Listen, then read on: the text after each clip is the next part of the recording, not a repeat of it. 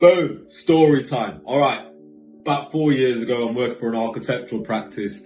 I then also decided that I wanted to have my own architectural jobs under my own company at the same time, simultaneously as well, which is you're not meant to do, but I did. I took a 2-week holiday to do this. Obviously, everyone else thought I was on holiday having fun. I was working. That's all I do, work. Anyways, I want these types of architectural projects. I gotta do this, this, and this.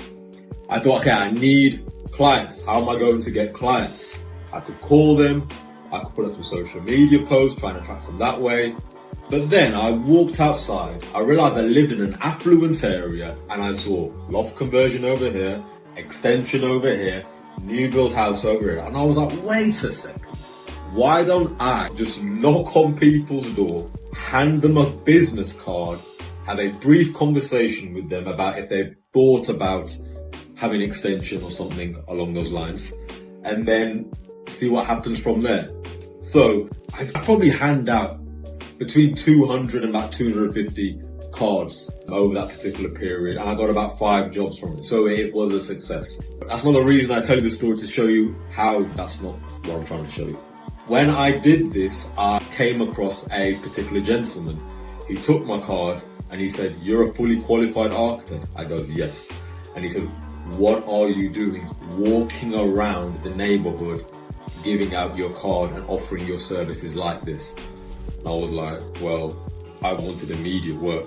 These individuals live here. Why don't I just go up to them and say, "Hi, here's my card." And he said to me, "Isn't that beneath you?" Beneath me? I never saw it that way, sir. And I still don't see it that way. And so he kind of just was like, okay, fine, and then walked off. That got me thinking, what the hell did he mean by "isn't this beneath you"? Now, the position of architect has been high status for quite a long time. I don't know how, I've only been around for a certain amount of years, so but I think when people hear the term architect, they're like, ooh, architect. So it's a high status position.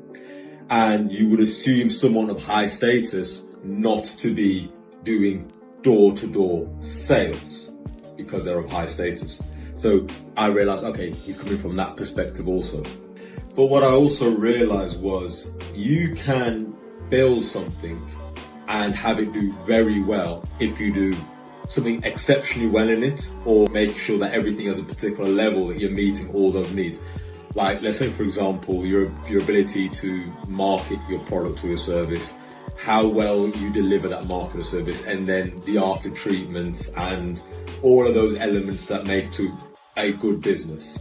I fundamentally see a lot in businesses that remain quite small because they're not willing to do particular things to increase their revenue.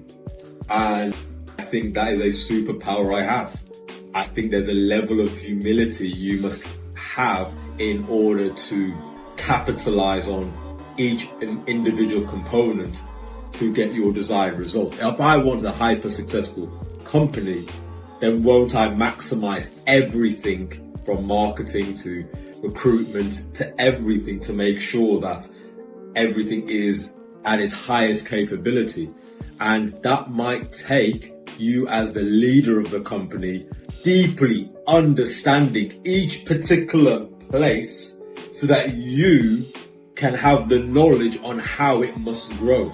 But you may have to humble yourself into a position that others deem lower than what you currently are, so you can have a much greater understanding of that thing. I don't do door-to-door sales now, but I know how it works, and I know if shit hit the fan, I know I've got a skill set that I can rely upon. So as status increases, ego also increases, humility decreases, it leaves for a dangerous place. And if you keep yourself humble while also remaining in belief of your ego, that is probably the greatest place to be, because that is where the optimal growth is for yourself and whatever you're trying to grow. Story time done.